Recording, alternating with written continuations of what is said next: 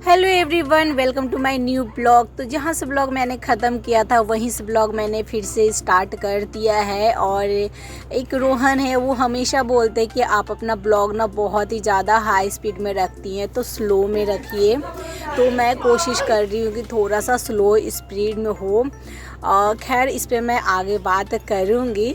तो यहाँ पे ना आप लोगों ने देखा होगा कि यहीं से मैंने ब्लॉग कल समाप्त किया था, क्योंकि 11 मिनट का हो गया था। तो यहाँ पे मैं ना दूध छान रही हूँ। दूध छान के चाय बैठा दूँगी। ये मौसम तो बहुत ही अच्छा हो रखा है, ठंडा ठंडा, जो कि पिछले ब्लॉग में आप लोगों ने देखा होगा। तो मैं यहाँ पे ना दूध छान के, और मेरे साथ पता है क्या गलती हो गया कि मैं वैसे क्या करती हूँ ना कि मतलब थोड़ा सा पानी डालती हूँ, फिर दूध डालती हूँ। उसके बाद मुझे कम लगता तो मैं दूध डालती हूँ। वैसे मेरा नाप तोल वाला ऐसा कोई सिस्टम नहीं है कि इतना कप में इतना दूध और पानी चाहिए। तो मैंने आज क्या किया ना कि 2 कप भर के, मैं सोची कौन दोबारा जाएगा पानी लाने। मैं 2 कप जो है ना पानी भर भर के मैंने सस्पेन में डाल दिया, और फिर मैं दूध डाल दी। तो ये तो पानी जैसा हो गया, और डालती जा रही दूध, फिर भी मेरे को वो बैलेंस नहीं लग रहा था। तो फिर मैं क्या की कि 1 गिलास निकाल दी, और उसमें और दूध डाल के फिर मैंने चाय बैठा दिया। शेयर करी, मम्मी रहने दो ना, बना दो ना एक सस्पेन। मैंने कहा तुम पागल हो गई हो। तो मैं निकाल के रख दी। वो सुबह में जो है ना वो यूज़ हो जाएगा, और उसमें हम दूध डाल देंगे। क्या होता है ना कि दूध जो है ना, मैं वैसे एक ही गाय से लेके आती हूँ, लेकिन कभी कभी क्या होता है ना कि आयुष लेट या कुछ हो जाता है तो दूसरे गाय का दूध लेके आता है। तो पता, हर गाय का दूध का ना जो क्वालिटी है ना अलग होता है। कोई एकदम गाढ़ा होता है, कोई बहुत अच्छा चाय बन जाता है किसी किसी दूध का। तो दूध मैं चढ़ा दी हूँ, और चाय चपत्ती चीनी मैं श्रेया को बोली, फिर मैंने सोचा चलो मैं ही डाल देती हूँ। और यहाँ पे ये देखिए, पिछले ब्लॉग में आपने देखा होगा कि आयुष ने इसको बर्फ़ डाला, तो ये अभी बर्फ़ निकाले। तो मैंने एक थप्पड़ मारा भी, लेकिन ये मानी नहीं। और यहाँ पे देखिए, ये इसको ना ये क्या बोलते हैं, आयुष को बर्फ़ डाल रही है। आयुष खाना खा रही, मतलब परेशान कर दे, माने नहीं। तो मैं छोड़ दी कि चलो जाओ कर लो महायुद्ध, क्योंकि शुरुआत तो आयुष ने ही किया था। मैंने कहा था कि आज तुम गलत किए हो, तो फिर मैंने इन दोनों को छोड़ दिया कि कर लो जितना तुम लोग को करना है। बीच में 1-2 बार रोकी, उसके बाद मैं छोड़ दी।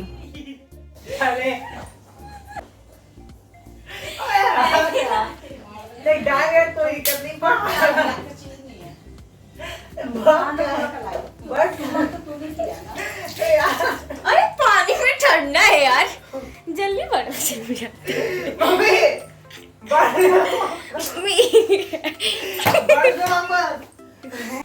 कॉल करो, मैम को कॉल कर दो। हम तो बोले हैं, मेरे को मेरे भाई के लिए बहुत चाहिए।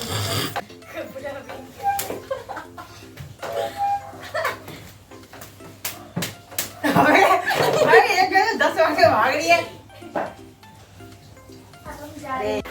लो आ गई काम चोर, चाय लेके। अरे चाय बच्चा है लेके भाई चाय तुम दोनों के लिए बनाए थे। लो आ गई ये भी पिएगा? चोर दे दे मेरे को। मेरा फोटो पहले सीधा कर, मेरा फोटो पहले सीधा कर। भाई ये तो मैं चाय चढ़ा के, और ये लोग का लड़ाई झगड़ा समटा के, फिर मैं आ गई थी यहाँ पे बेडरूम में।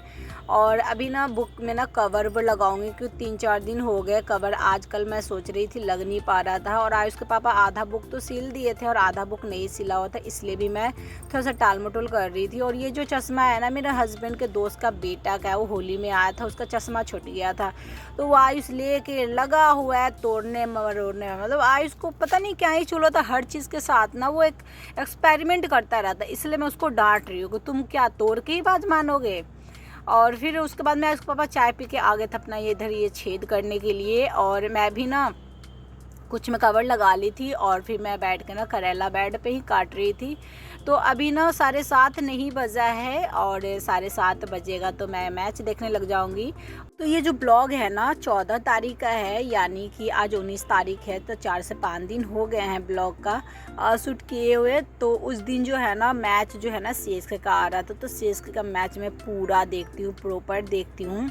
और हाँ, मेरी कोशिश रहती है कि उसके साथ भाई काम जो है वो भी करना है, क्योंकि बैलेंस करना भाई हमें तो ज़रूर आना चाहिए। क्योंकि हम एक काम नहीं कर सकते, हमें घर में 52 को काम होते हैं यार, सारे काम को हमें मैनेज करना पड़ता है।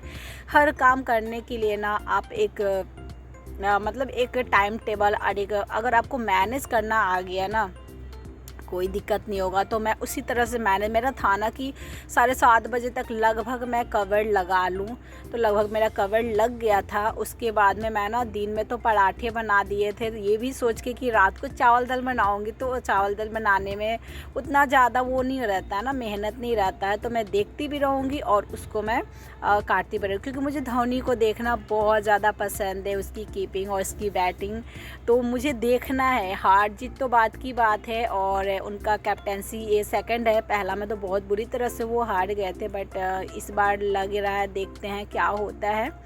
तो मैं कवर उबर लगा के और उसके बाद में ना मैच देख रही थी और चावल दाल मैंने चढ़ा दिया था, और यहाँ पे मैं करेला जो है ना काट रही हूँ। एक बार बताऊँ, पता है क्या, अगर आपके अंदर मतलब दो चीज़ें अगर आए ना, जैसे एक तो होता है कि मैनेजमेंट करना आना चाहिए कि कब कैसे किस तरह हमें करना है, और दूसरा आपका हाथ तेज़ चलना चाहिए। तेज़ अगर हाथ चले और मैनेज करना आ जाए आपको काम को, तो फिर कोई दिक्कत नहीं है यार, एक साथ आप 50 काम कर सकते हैं। तो मैंने ना कवर सारे बुक में लगा दिए हैं, और श्रेया को मैं बोली बेटा कॉपी में अगर लगा पाओगी तो तुम लगा लो, नहीं तो रहने दो, हम कल लगा लेंगे। तो श्रेया बोली कि नहीं मम्मा मैं पूरा कंप्लीट करूँगी।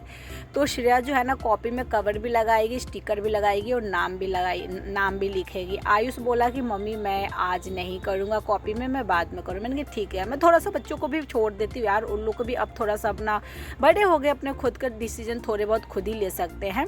और यहाँ पर मैं ना दाल छमक दी हूँ सिंपल जीरा और लाल मिर्ची से, और करेला का भुंजिया बना रही हूँ, तो बच्चे तो छुएंगे नहीं, हम हस्बैंड वाइफ खाएंगे और चोखा बनाएंगे। श्रेया देखे कभी कभी मुझे बहुत ज़्यादा प्राउड होता है कि मतलब मैंने बच्चों को पिछले साल ही सिखाया था, मेरे बच्चे इतना परफेक्ट ये कॉपी में कवर लगा रही है ना कि मतलब ताजुब होता है कभी कभी मुझे, बहुत ज़्यादा परफेक्टली। ये पिछले साल तो आयुष परफेक्ट लगाया था कॉपी में, लेकिन आज श्रेया भी बहुत अच्छा से कवर लगा रही है, तो अपना आराम से नीचे बैठ के लगा रही है। यहाँ पर मैं सोच रही हूँ खाना वाना यहाँ पर बना लूँ।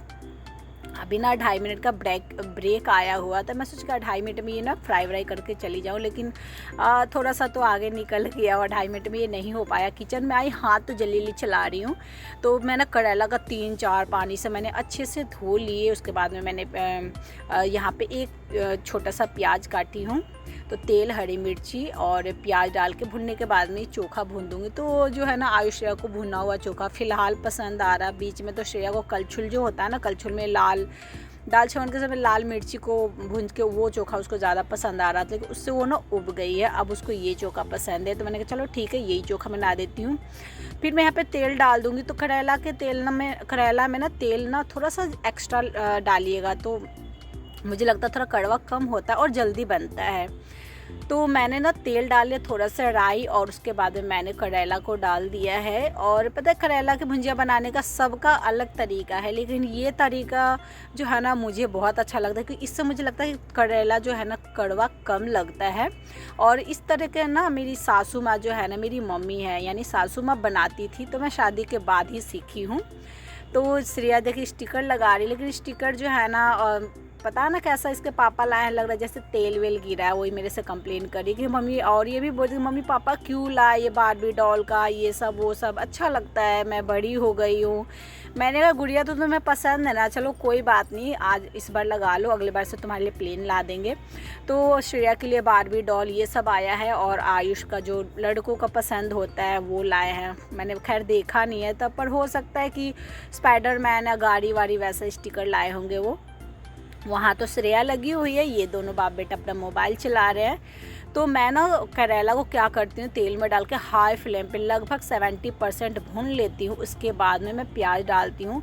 तो प्याज मतलब कि समझिए आधा किलो मेरा करेला था, तो मैं 250 से 300 ग्राम प्याज डाली हूँ। उसके बाद में नमक डाल के, और यहाँ पे मैं कुछ देर ना हाई फ्लेम पे इसको भूनूंगी। देखिए इस तरह हाई फ्लेम पे ही भून रही हूँ प्याज, और जो है ना करेला आराम से ये गल रहा है, इसमें मीठापन आ जाएगा। प्याज पहले अगर प्याज डाल के फिर करेला डालिएगा ना, तो प्याज जो है ना लाल जल जाएगा, और फिर करेला जो है ना वो नहीं लाल हो पाएगा। इसलिए पहले मैं तेल में अच्छा से एकदम लाल कर देती हूँ, लगभग 70% प्याज डाल के। इस तरह होने पे मैंने उतार दिया है। और हाँ, उसके पापा को मैंने बोला कि छोड़, वो उनको ना क्या है ना, चेन्नई को उतना पसंद नहीं करते हैं, उनको नहीं पसंद है वो। जब चेन्नई अगर हारेगा चाहे कुछ ऐसा तो उनको बड़ी खुशी मिलेगा और कहेंगे, और मेरा मजाक भी उड़ाते हैं वो। तो मैंने कहा कि आपको तो देखना नहीं, तो चले मोबाइल दीजिए मैं देखूँगी। तो यहाँ पे मोबाइल लेके और फिर मैं किचन में आ गई हूँ, क्योंकि खाना निकालने में तो टाइम लगेगा। तो आप देख सकते हैं मेरा ध्यान जो है ना उन्हीं ये मैच के ऊपर ही है। तो यहाँ पे मैं दाल भुंजिया सब निकाल लूँगी और मेरा आधा से ज़्यादा कंसंट्रेशन फ़िलहाल मोबाइल पे, कि मैच बहुत ज़्यादा रोमांचक है। और वॉइस तो मैं बस खैर बाद में दे रही हूँ। और उस दिन जो है ना मैच जो है ना चेन्नई जीत भी गई थी। तो अब यहाँ पे दाल निकालूंगी, घी निकाल लूँगी, डाल दूँगी और उसके बाद में हम लोग खाना खाने जाएंगे। तो करेला जो है ना इस सीज़न में, गर्मी के सीज़न में, ये पहला मेरा करेला का भुंजिया है। मुझे तो बहुत ही ज़्यादा पसंद है, रोटी के साथ या चावल के साथ मैं तो बहुत ही खाती हूँ। और मेरे बच्चे तो छूते नहीं हैं। आयुष पापा खा लेते हैं पर मेरे से कम खाते हैं, मैं ज़्यादा खाती हूँ करेला। खैर उनको ज़्यादा करेला खाना चाहिए क्योंकि वो शुगर पेशेंट है, तो वो खा लेते पर उतना नहीं खाते हैं। और मैं यहाँ पे चावल निकाल रही हूँ, बच्चों को मैंने बुला लिया, बच्चे भी आ गए हैं और हम लोग खाना वाना निकालेंगे, खाना वाना खाएंगे। और रोहन आप बोलते हैं कि आप वीडियो जो है ना स्लो कीजिए, तो भाई पता है क्या, स्लो तो मैं कर दूं, लेकिन क्या होता है ना रूटीन ब्लॉग जो होता है ना, अगर हम मान लीजिए हम सुबह में स्टार्ट किए हैं मॉर्निंग से, तो मेरा होता है कि जब मॉर्निंग से स्टार्ट की, जब तक मैं काम कर रही हूँ ना, सुबह में स्टार्ट करती हूँ तो 12 बजे तक झाड़ू पोछा नहाने वहाँ पर मेरा लास्ट काम होता है। तो जब उतना अगर वीडियो मैं शूट करती हूँ, अगर उतना मैं डालूँ ना स्लो में, तो बहुत ही लंबी वीडियो हो जाएगी, 20-30 मिनट की हो जाएगी। तो इसलिए ना और जगह तो मैं स्लो कर सकती हूँ, कोई दिक्कत नहीं, लेकिन झाड़ू पोछा के समय और बर्तन के समय थोड़ा सा तो स्पीड रखना पड़ेगा। खास करके झाड़ू पोछा के समय अगर हाई स्पीड नहीं रखूँगी तो बाबू बहुत लंबा वीडियो हो जाएगा।